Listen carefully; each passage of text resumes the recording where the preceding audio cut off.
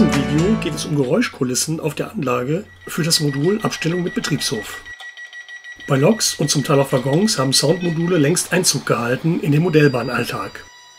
Egal welche Lok, welche Epoche, die Geräusche werden immer ausgefeilter und sind abhängig von der Fahrsituation.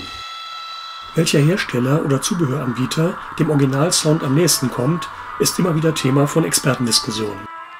Selten findet man jedoch in Modellbahnvideos Szenengeräusche auf der Anlage. In den Videos zum Bau der Abstellung mit Betriebshof habe ich meist eine Geräuschkulisse eingespielt. Auf der Anlage selbst waren die Geräusche dagegen nicht vorhanden. Dies soll für die beiden Gleisbaustellen sowie die Wartungshalle nun nachgeholt werden. Im Anlagenteil Kleiningen habe ich bereits einen Sounddirektor von Uhlenbrock eingesetzt. An Gleis 1 bitte Vorsicht, der Zug fährt ein. Der Lautsprecher ist im Bahnhof verbaut und über die Steuersoftware WinDigipad kann ich so für die 3 Gleise Ein-, Ausfahrt- und Durchfahrtsansagen einspielen. Achtung an Gleis 2, bitte einsteigen, Türen schließen selbsttätig, Vorsicht bei der Abfahrt. Über die Loconet-Schnittstelle können 20 frei wählbare Adressen angesteuert werden. Meine Damen und Herren, an Gleis 3, bitte Einfahrt in der Nahverkehr. Post bei der Einfahrt. Achtung, eine Suchmeldung. Der kleine Peter. Zusätzlich kann noch eine zeitlich zufällig eingespielte Sounddatei verwendet werden. Sie möchten sich doch bitte. Vor der Auswahl einer Lösung für das Abstellungsmodul habe ich mich zunächst im Internet orientiert. Neben wenige Sekunden aufnehmenden Modulen, wie sie für Grußkarten eingesetzt werden, trifft man sofort auf sehr günstige MP3-Player-Module. Für eine dezentrale Lösung am Ort des Geschehens schien mir das sehr praktikabel, sodass ich diese Option ausprobieren wollte. Hierzu waren zunächst einige weitere Bauteile, wie zum Beispiel ein Lautsprecher, eine Speicherkarte und ein Netzteil erforderlich, die besorgt werden mussten. Ohne die Liefergebühren der verschiedenen Shops zu berücksichtigen, kommt man so auf knapp 18 €. Natürlich war noch die Frage zu klären, ob das Ganze mit einfachem Zusammenstecken auch funktioniert. Hier der Zusammenbau im Schnelldurchlauf. Und siehe da, nach dem Einstecken der vorher bespielten Speicherkarte geht der Krach auch schon los. Natürlich bieten die Modellbahn-Zubehöranbieter auch diverse fertige Produkte an. Zu sehen ist eine Auswahl, wobei ich unterschieden habe nach Modulen mit einem festen Geräusch sowie solchen, bei denen man das Geräusch selber aufspielen kann. Für meine Anforderungen mit 3 verschiedenen Abspielorten erschien mir die gerade auf den Markt gekommene Modellneuheit 2021 von Uhlenbrock, der Dreifach-MP3-Player, am geeignetsten. Ausgestattet mit allem erforderlichen Zubehör ist er sogar günstiger als die Selbstbaulösung mit der Billigplatine. Zudem besitzt er Steuereingänge für Weichendecoder. Etwas groß geraten für den Einbau vor Ort auf der Anlage sind die Lautsprecher mit einem Durchmesser von 6 cm. Das Gehäuse ist jedoch nur zusammengesteckt und lässt sich leicht öffnen. Ohne weitere Befestigung eingelegt befindet sich darin der Lautsprecher, der um 1/3 kleiner ist. Für einen der Einsatzorte, die Werkhalle des Gleisbaubetriebs, passt der Lautsprecher perfekt in den Anbau. Für die Gleisbaustelle am hinteren Rand des Moduls ist leider kein Gebäude in der Nähe der Geräuschquellen. Was bleibt, ist der Anhänger mit den Steinen für den Kabelkanal. Der Lautsprecher aus dem Set passt aber auf keinen Fall. Durch Ausbau des Reservereifens entsteht aber Platz für einen Kleinlautsprecher, hier ein Modell von Rocco, das bei einer Lokaufrüstung übrig geblieben war. Durch die offene Klappe an der Vorderseite der Ladefläche wird der Lautsprecher vollständig verdeckt. Die dritte Geräuschkulisse befindet sich am vorderen Rand des Moduls bei der zweiten Gleisbaustelle. Direkt daneben steht ein elektronisches Stellwerk. Höhe und Breite sind aber zu gering, um den Lautsprecher aufzunehmen. Bedingt durch den Aufbau des Moduls mit Gips- und Styrodur-Deckschicht ist jedoch Luft nach unten. Auf diese Weise lässt sich der Lautsprecher aus dem Set verwenden. Da die Geräuschszenen sowohl digital als auch manuell schaltbar sein sollen, werden an der Vorderseite des Moduls Schalter angebracht.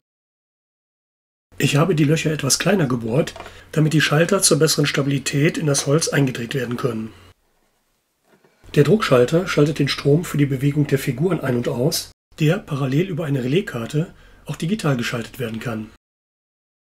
Der Taster aus dem Set schaltet den Sound an und aus. Mithilfe des im Set beiliegenden Kabels, das auch zur Stromversorgung dient, können die 3 Module separat an den PC angeschlossen werden. Zur Erstellung der Geräuschkulissen habe ich meine Videosoftware genutzt und zunächst verschiedene Geräusche nebeneinander zusammengestellt. Die Geräusche stammen von einem Märklin-Gerätewagen, den ich in dem eingeblendeten Video vorgestellt habe, sowie von der Internetseite www.hörspielbox.de. Dort kann man viele Geräusche gegen eine kleine Spende herunterladen. Die 3 finalen Sounddateien sind letztlich durch Überlagerung und Aneinanderreihung verschiedener Geräusche entstanden. Die Verbindung mit den Speichermedien der 3 Player funktionierte teilweise erst beim 2. oder 3. Einstecken. Das Überspielen der MP3-Dateien war dann aber unproblematisch.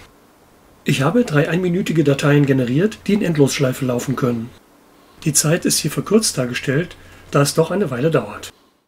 Ich habe das Modul unter der Platte so positioniert, dass alle Lautsprecherkabel passten. Direkt daneben befindet sich der Weichendecoder zur digitalen Schaltung der Sounds. Nun eine kurze Vorstellung der Geräuschkulissen in Funktion.